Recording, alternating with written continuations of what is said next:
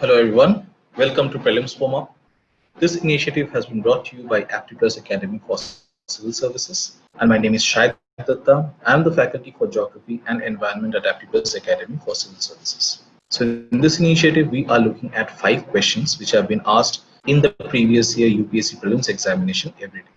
So let us look at the first question for today. The first question was asked from UPSC Prelims 2018. It was asked in UPSC Prelims 2018. The first question is, which of the following are regarded as the main features of the rule of law? Which of the following are regarded as the main features of the rule of law? Number 1, limitation of power. Number 2, equality before law.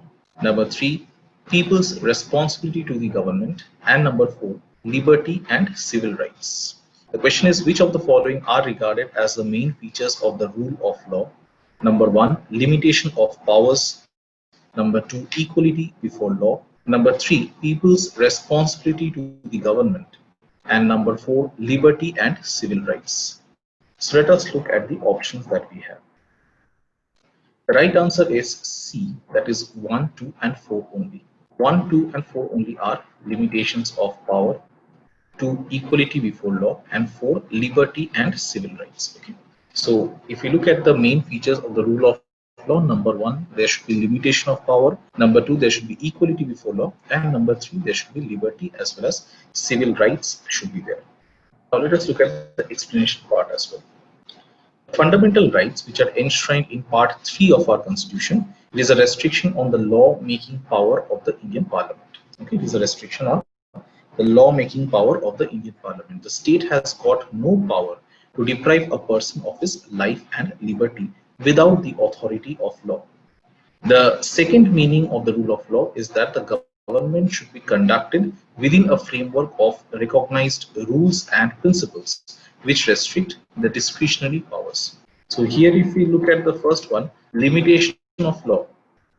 See over here, fundamental rights that are enshrined in the Part 3 of our Constitution. It is a restriction on the law-making power of the Indian Parliament. The state has got no power to deprive a person of his life and liberty without the authority of law.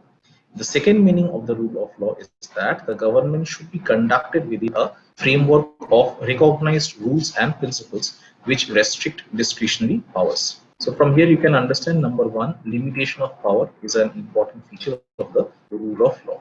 Next, if you look at Dicey's concept of the rule of law, so in his book we will get to see the Law and Constitution, which was published in the year 1885. Dicey has attributed 3 meanings to the doctrine of the rule of law. So who was Dicey? Dicey was an eminent jurist. He was a British jurist and he came up with the concept of rule of law.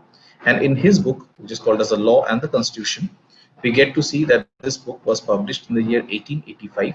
Dicey has attributed 3 meanings to the doctrine of the rule of law. And what are these 3 meanings? Number 1, there should be supremacy of law. Number 2, there should be equality before the law. And number 3, there should be predominance of the legal spirit. Okay. So if you look at Dicey's concept of the rule of law, in his book, The Law and the Constitution, which was published in 1885, Dicey has clearly said that there are 3 meanings to the doctrine of the rule of law. Number 1, there should be supremacy of the law. Number 2, there should be equality before the law. And number 3, there should be predominance of the legal spirit. Okay, so our question number 1, the right answer is 1, 2 and 4.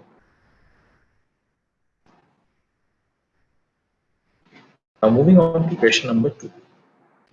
So question number 2, this was also asked in UPSC Prelims 2018. Question number 2 is saying, which one of the following statements correctly describes the meaning of legal tender money? So this question has been taken from economics. The question is, which one of the following statements clearly describes the meaning of legal tender money? The meaning of legal tender money. Number 1, the money which is tendered in courts of law to defray the fee of legal cases. A is the money which is tendered in courts of law to defray the fee of legal cases. Number 2, or option B, the money which a creditor is under compulsion to accept in settlement of his claims. So a person who has given out money in credit or loans, he is under compulsion to accept the kind of money in the claim of his settlements. So that kind of money which a creditor has to accept in return for his loans, that is what is called as legal tender money. Legal tender money. Option C, the bank money in the form of checks, drafts, bills of exchange, etc. And D, the metallic money in circulation in a country. So which out of this is called as legal tender money? So let us have a look at the answer. 2B is the right answer. What is B over here? B is the money which a creditor is under compulsion to accept in settlement of his claims. So let us look over here. The legal tender, it is any official medium of payment recognized by law that can be used to distinguish a public or private debt or meet a financial obligation.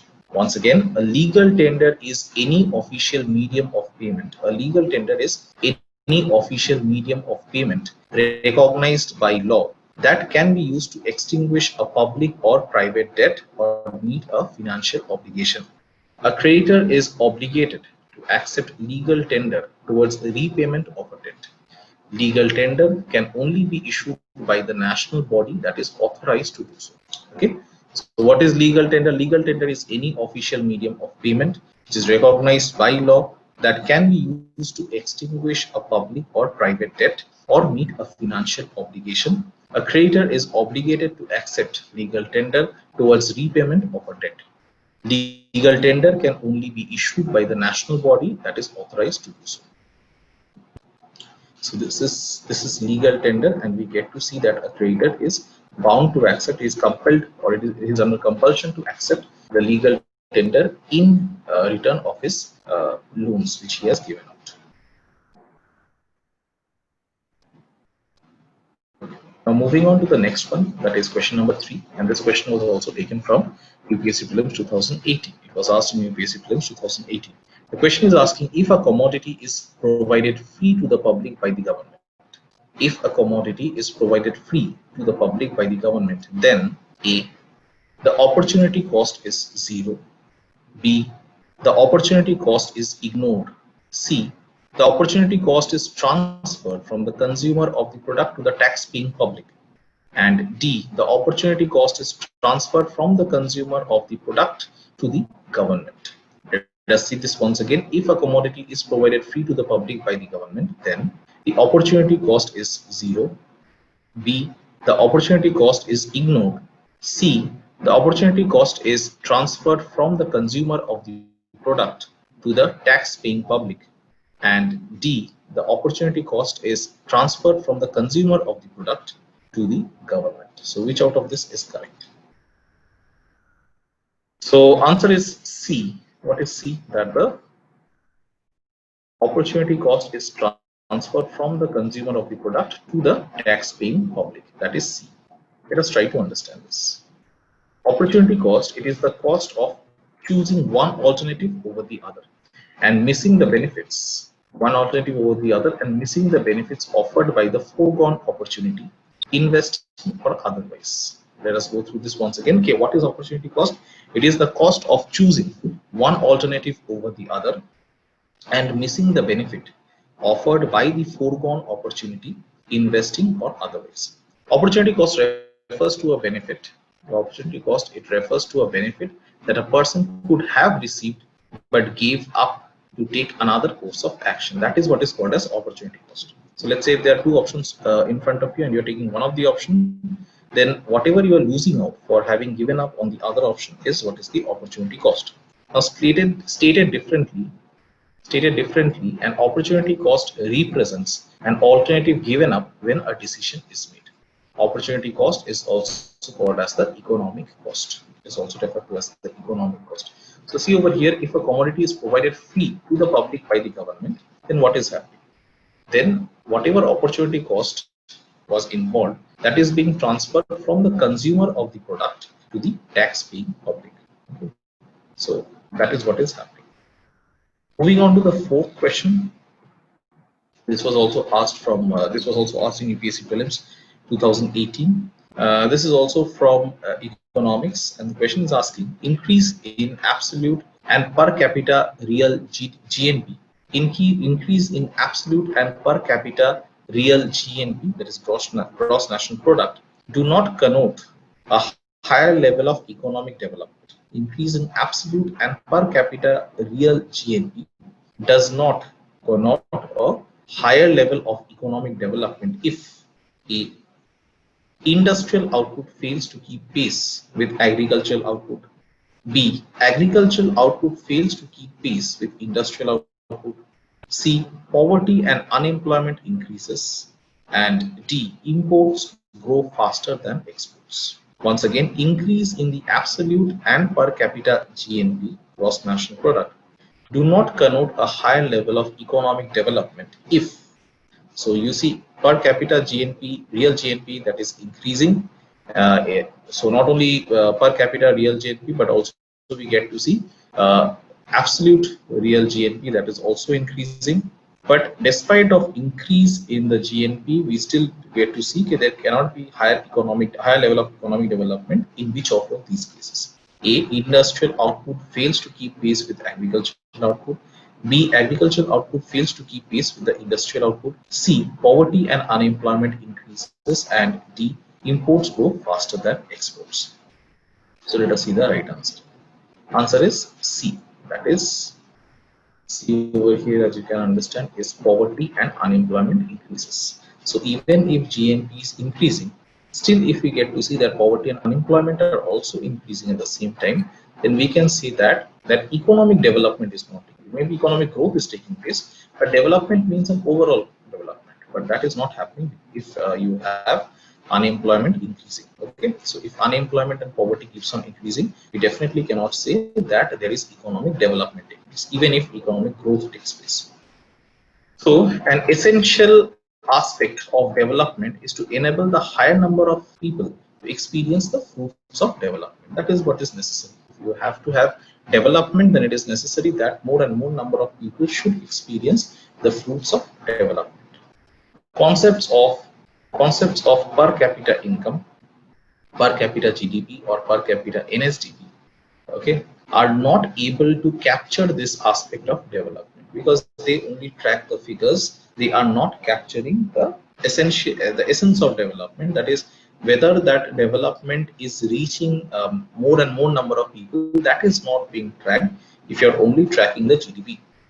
There may be a case wherein increase in absolute and per capita GNP is reflective of growth in income of a small section of society, and that majority of the population is poverty stricken and unemployed. So if there is a lot of economic disparity within a country, if there is a lot of economic disparity within a nation, then even if the GDP increases, we cannot say that the nation is undergoing economic development. There might be economic growth, but that growth might be concentrated within a very small section of the society, and that is something which we do get to see in case of India, that we get to see that a huge part of the wealth of the country is concentrated only in a few hands, whereas the rest of the people, major percentage of the population, is actually living under poverty. So there may be a case where an increase in absolute and per capita GNP is reflective of growth in income of a small section of society, and that majority of the population is poverty stricken and unemployed. Okay, multi-dimensional non-monetary social indicators are better reflectors of overall economic development in the society. Okay, multi-dimensional non-monetary social indicators, these are better reflectors of the overall economic development and not absolute and real GNP. So the thing is, C is the right answer for this. Moving on to the last question for today, that is question number 5. This was also asked in basic prelims 2018. And here we get to see that you have 4 statements given. You've been asked to select the correct one.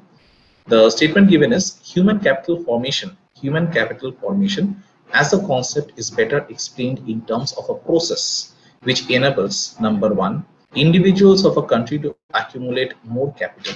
Number 2, increasing the knowledge, skill levels and capacity of the people of the country. 3, accumulation of tangible wealth. 4, accumulation of intangible wealth. Which out of these statements which have been given above is or are correct? Once again, human capital formation as a concept is better explained in terms of a process. Okay, what can actually explain human capital formation as a concept? A, individuals of a country are accumulating more capital. Is that human capital formation? Let us see. 2, increasing the knowledge, skill levels, and capacity of the people of the country. Third, accumulation of tangible wealth. And fourth, accumulation of intangible wealth. So which out of this will give or will ensure that human capital formation is taking place? So the options given to you are A, 1 and 2, B, 2 only, C, 2 and 4, and D, 1, 3 and 4. From here you can understand individuals of a country accumulating more capital will lead to human capital formation. That is definitely incorrect. So you can strike off option A and option D because they have 1 in them, and you're left with B and C. Now you see B is 2 only, C also has 2. So now you have to figure out whether 4, that is the fourth one, accumulation of intangible wealth, is that correct or not. Accumulation of intangible wealth is actually a correct answer. Your right answer should be 5C. 5C is the right answer. Human capital formation, what does that indicate? It is the process of acquiring and increasing the number of people who have the skills, education, and experience which are critical for the economic and the political development of the country. Once again, when we talk about human capital formation, it indicates the process of acquiring and increasing the number of persons who have the skills, the education, and the experience which are critical for the economic and the political development of the country. Human capital formation is thus associated with investment in man and his development as a creative and productive resource.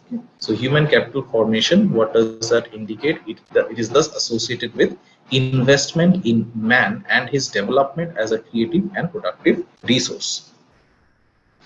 Intangible wealth consists of factors such as the trust among people in a society, an efficient judicial system, clear property rights, effective government, and good education system. Human capital formation enables the accumulation of intangible wealth. Okay, once again, human capital formation indicates the process of acquiring and increasing the number of persons who have the skills, education, and experience which are critical for the economic and political development of the country. Human capital formation is thus associated with investment in man and his development as a creative and productive resource. Intangible wealth, it consists of factors such as trust among the people in the society. Will that help in human capital formation? Definitely. An efficient judicial system, clear property rights, and effective government and good education system, all of these will eventually help in development of proper human capital. So yes, accumulation of intangible wealth is also a right answer. So 2 and 4 is the correct answer. Okay, so with this we come to the end of today's discussion session on the important questions which had appeared in the previous year prelims examination, and I hope you have liked this video. Please let us know in the comment section. Also, please like and share this video with your friends who are also preparing for UPSC. Also, please like and subscribe to Aptplus Academy for Civil Services YouTube channel for more such informative videos. We'll be back again with another session of Prelims Warm-Up. Till then, please stay safe and take care. Thank you so much.